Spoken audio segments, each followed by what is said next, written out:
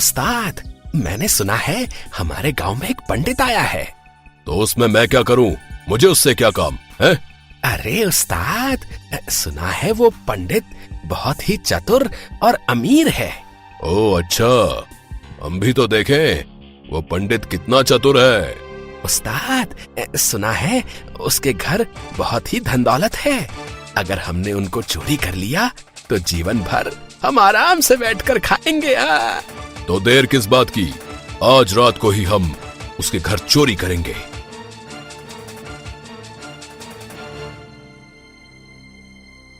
सुन मुन्ना, कोई गड़बड़ नहीं होनी चाहिए। पिछली बार हम बाल बाल बचे थे। ठीक है उस्ताद, इस बार कोई गलती नहीं होगी है।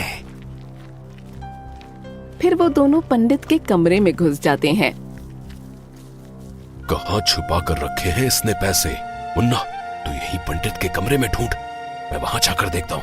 और अगर कोई गड़बड़ हुई तो मैं तुझे सूली पर लटका दूंगा, समझा?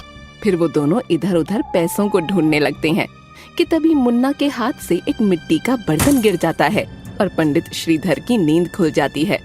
कौन है? कौन हो तुम? और अंदर कैसे आए? सत्यानाश हो इसका, जिसका डर था वही हुआ। बचाओ बचाओ, अरे मुझे इन चोरों से कोई तो बचाओ। ज्यादा शोर मत कर पंडित, नहीं तो इस बंदूक से तेरा भेजा उड़ा दूंगा। कौन हो तुम और तुम मुझे मारना क्यों चाहते हो? सुना है तेरे घर में बहुत ही धन दौलत है। अब चुपचाप वो सारे पैसे मुझे दे दे, नहीं तो अंजाम बहुत बुरा होगा, समझा? लेकिन मैंने तो वो सारे पैसे जंगल में एक पेड़ के नीचे गाड़ दिए हैं। क्या? लेकिन क्यों? इसलिए ताकि उन पैसों को घर से कोई चुरा ना ले। ओह अच्छा, तो तू खुद को बहुत ही शातिर समझता है। चल अब जल्दी से ये बता कि वो पैसे तूने किस पेड़ के नीचे गाड़ के रखे? मैं नहीं बताऊंगा उस पेड़ के बारे में, तुम्हें जो करना है वो करो। लगता है तू ऐसे नहीं मानेगा। ठीक है, तो अब मुझे तुझे मारना होगा। रुको रुको, मैं सब बताता हूँ। मैंने वो पैसे जंगल में एक बड़े से बरगद के पेड़ के नीचे गाड़ दिए हैं। खबरदार, अगर मेरे पीछे आने की कोशिश की तो चल मुन्ना, अब हम वो सारे पैसे निकाल लेंगे।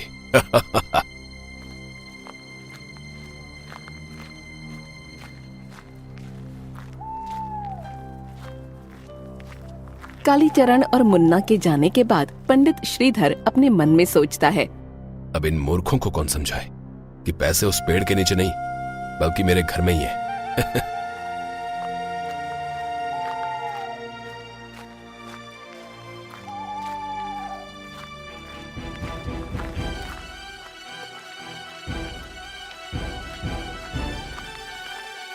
सबसे पहले हमें उस बरगद के पेड़ को ढूंढना होगा। थोड़ी दूर चलने के बाद मुन्ना कालीचरण से कहता है, उस्ताद, वो रहा बरगद का पेड़। तो उस पंडित ने इस पेड़ के नीचे पैसे छुपाए हैं। चल मुन्ना, अब जल्दी से खुदाई करना चालू कर।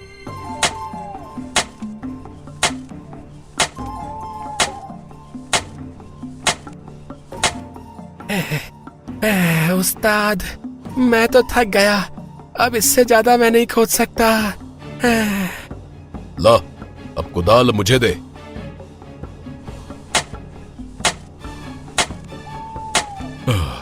अरे बाप रे बाप, इस पंडित ने कितने नीचे पैसे गाड़ कर रखे हैं। मेरी तो खोदने में जान ही निकल गई। उस्ताद, अब तो पेड़ की जड़ भी दिखने लगी।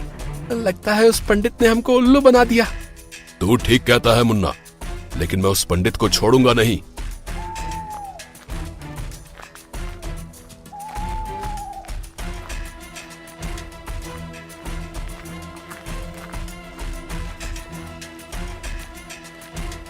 फिर वो दोनों पंडित श्रीधर के घर पहुंचते हैं, लेकिन उन्हें वहाँ पर कोई भी नहीं मिलता।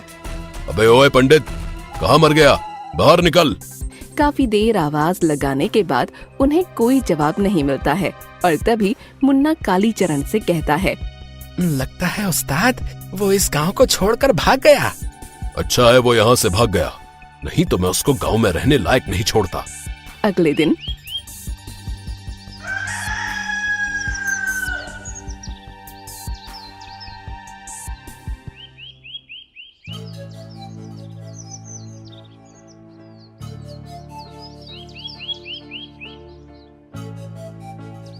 कल उस पंडित ने हमारी बहुत बेइज्जती की।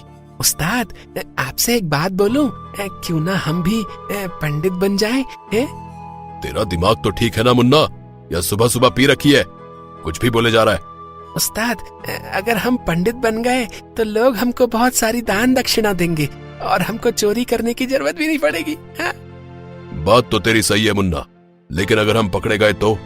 अरे आप चिंता मत कीजिए उस्ताद, किसी को कुछ भी पता नहीं चलेगा। फिर वो दोनों पंडित का भेष बदल लेते हैं। उस्ताद, आप इस पंडित के भेष में एकदम लल्लन टाप लग रहे हैं। चल अब ज्यादा तारीफ मत कर मेरी, नहीं तो मुझे शर्म आ जाएगी। फिर वो दोनों गांव में एक नदी के किनारे पहुंच जाते हैं।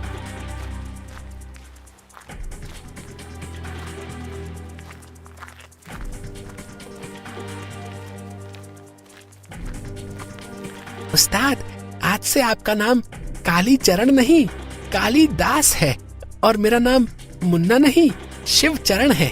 ठीक है शिव चरण जी, अब आप जाइए और सारे गांव वालों को बता दीजिए कि गांव में एक बाबा आए हैं और वो सभी की समस्याएं दूर कर देते हैं। फिर मुन्ना एक दुकानदार के पास जाता है।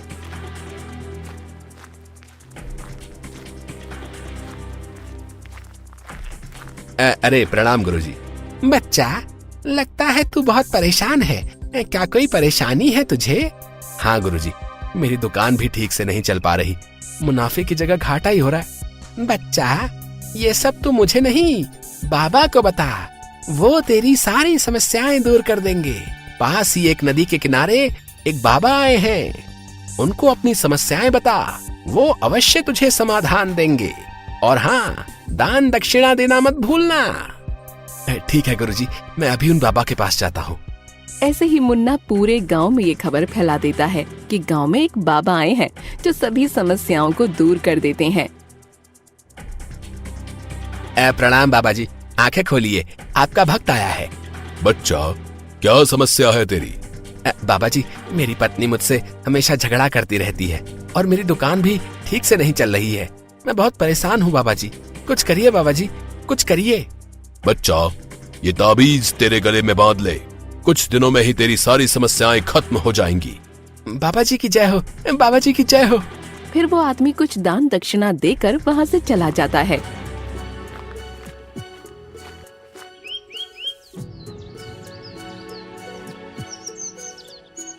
बाबा जी, 20 वर्ष हो गए हैं, लेकिन अभी तक मेरी शादी नहीं हुई है, कुछ करिए बाबा जी। ये पूछ भी किस इंसान से रहा है जिसकी खुद आज तक शादी नहीं हुई है? बच्चा, तेरा हाथ आगे ला, मैं तेरी हाथों की लकीर देखकर बताता हूँ कि तेरे भाग्य में लड़की है कि नहीं। फिर बाबा जी उस व्यक्ति का हाथ देखकर उस व्यक्ति से बोलते हैं, बच्चा, तू बहुत आगे जाएगा और तेरा जल्द ही एक सुंदर कन्या से विवाह होगा, तथास्तु। बाबा जी आप धन्य हो, आप धन्य हो बाबा जी। फिर वो व्यक्ति बाबा को कुछ पैसे चढ़ाकर वहाँ से चला जाता है। उस्ताद, आज तो हमने बहुत ही अच्छी कमाई की है। हाँ मुन्ना, अब हम ऐसे ही लोगों को लूटते रहेंगे और कुछ दिन बाद सारे गांव वालों को लूटकर हम यहाँ से भाग जाएंगे।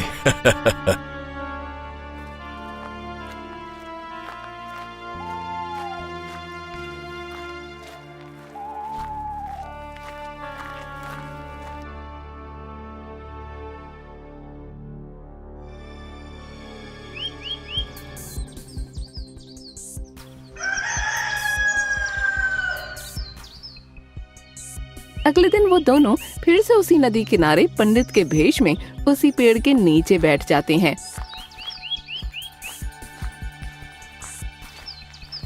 बाबा जी, मैं कल जो आपसे ताबीज लेकर गया था ना, उसने तो चमत्कार ही कर दिया बाबा जी। मेरी दुकान भी अब ठीक से चलने लगी। बाबा जी आप धन्य हो।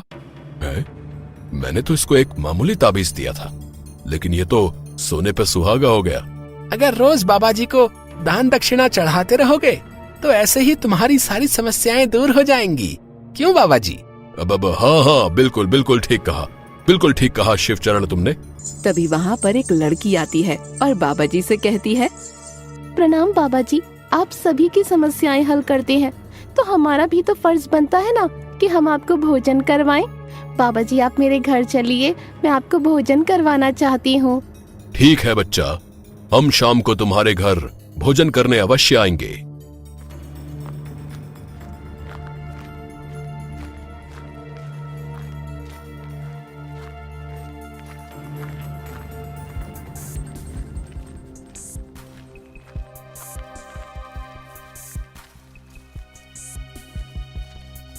अरे बाबा जी आप आ गए, आइए अंदर आइए।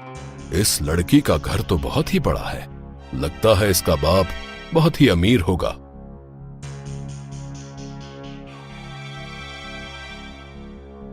बाबा जी आप दोनों हाथ धो लीजिए, मैं आपके लिए खाना लगा देती हूँ। फिर वो दोनों हाथ धोकर खाना खाने बैठ जाते हैं। मेरे बच्चे, खाना बहुत ही स्वादिष्ट बनाया है तूने। अरे वाह वाह, खाने में तो आज मजा ही आ गया। बच्चा, तेरे घर में और कोई दिखाई नहीं दे रहा है, सब कहाँ गए? बाबा जी की ये बात सुनकर वो जोर जोर से रोने लगती है। अरे क्या हुआ, तू रो क्यों रही है? बाबा जी मेरी माँ मुझे पैदा होते ही छोड़ गई। मेरे पिताजी ने ही मुझको पाल पोस कर बड़ा किया, लेकिन वो भी अब कुछ दिनों से लापता है।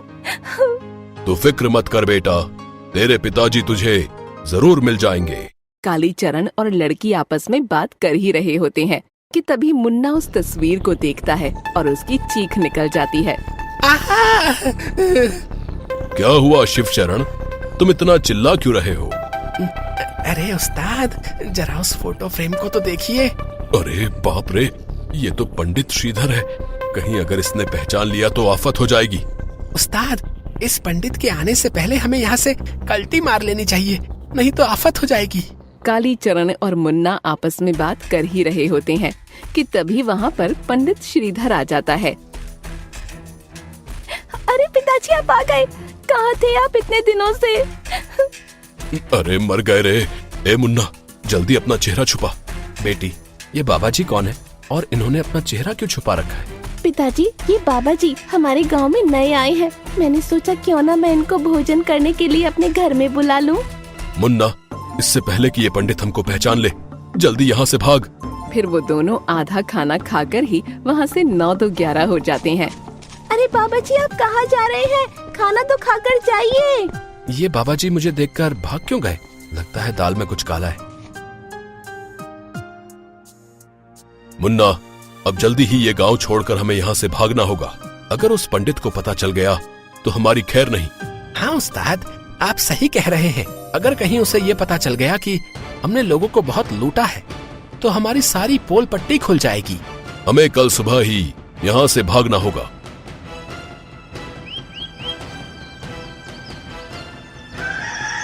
अगले दिन वो दोनों अपना सामान पैक कर ही रहे होते हैं कि तभी वहाँ पर पंडित श्रीधर आ जाता है। अरे पंडित जी, आप कहाँ जा रहे हैं? आपके भक्त आपका इंतजार कर रहे हैं। अरे कहीं नहीं, हम भला हमारे भक्तों को छोड़कर कहाँ जाएंगे? अच्छा, तो ये वही डाकू है जिसने मेरे घर में चोरी करने की कोशिश की थी। आज तो इनको ऐसा सबक सिखाऊंगा कि पंडित तो क्या, डाकू बनने के लायक भी नहीं रहेंगे। अरे क्या हुआ, तुम क्या सोच में पड़ गए? उस्ताद, एक्टिंग तो ऐसे कर रहे हैं जैसे सचमुच के बाबा हों। मान गए उस्ताद को। कुछ नहीं, चलिए, नदी के किनारे आपके भक्त आपका इंतजार कर रहे हैं। पंडित श्रीधर के जाने के बाद कालीचरण मुन्ना से कहता है। मुन्ना, लगता है ये पंडित हमें पहचान नहीं पाया। हाँ उस्ताद, मुझे भी ऐसा ही लगता है। अरे भाई, अब जब ये हमको पहचान ही नहीं सका तो क्यों ना हम कुछ दिन और गांव वालों को लूट लें। बहुत ही उचित बात कही है आपने बाबा जी। लगता है तू भी मेरी तरह एक्टिंग करना सीख गया। बाबा जी, मेरा बेटा बहुत ही नालायक और बदमाश हो गया। काम वाम कुछ करता नहीं और कहता है कि मुझे कालीचरण डाकू की तरह बनना है। चलो, इस गांव में कोई तो है जिसे मेरे जैसा बनना है। क्या हुआ बाबा जी, आपको इतना पसीना क्यों आ रहा है? अरे कुछ नहीं, बस गर्मी काफी तेज पड़ रही है ना, बस इसीलिए पसीना आ गया। वो दोनों आपस में बात कर ही रहे होते हैं कि तभी वहाँ पर श्रीधर कुछ पुलिस वालों के साथ आ जाता है। अबे ये पुलिस कहाँ से आ गई? इंस्पेक्टर साहब, पकड़ लो इस ढोंगी बाबा को। अबे मुन्ना भाग, नहीं तो पुलिस हमको छोड़ेगी नहीं। अरे भागने की कोशिश ना करना कालीचरण, कानून के हाथ बहुत लंबे हैं। क्या कालीचरण, इंस्पेक्टर साहब, ये आप क्या कह रहे हैं? हाँ गांव वालों, ये कोई बाबा नहीं बल्कि ये हमारे गांव का कालीचरण डाकू है जो पंडित के भेष में घूम रहा है। तो तुझे सब पता चल ही गया पंडित? पता तो मुझे तभी चल गया था जब मैं तुम्हारे घर तुमको बुलाने आया था। पंडित, तूने पुलिस को बुलाकर बहुत बड़ी गलती की है। मैं तुझे छोड़ूंगा नहीं। रे ज्यादा शान पट्टी मत कर कालीचरण, अब तुझे मुझसे कोई नहीं बचा सकता, समझा? रे हवलदार, रे पकड़ लो इन दोनों को। पुलिस उन दोनों को पकड़ रही होती है कि तभी एक गांव वाला कहता है, इस ढोंगी बाबा ने हमको बहुत लूटा है, हम इसको छोड़ेंगे नहीं। गांव वालों, मारो इसको। हाँ हाँ मारो इसको। हाँ हाँ मारो इसको। अबे मुन्ना भाग, नहीं तो गांव वाले हमारा भरता बनाकर खा जाएंगे। मारो इनको, मारो। कालीचरण के ऐसा बोलते ही गांव वाले उन दोनों को बहुत बुरी तरह मारने लगते हैं। अरे छोड़ दो हमें, आई मार लग गई रे। अरे मुन्ना बचा, मुझे बचा। अरे उस्ताद, पहले मैं तो बच जाऊं।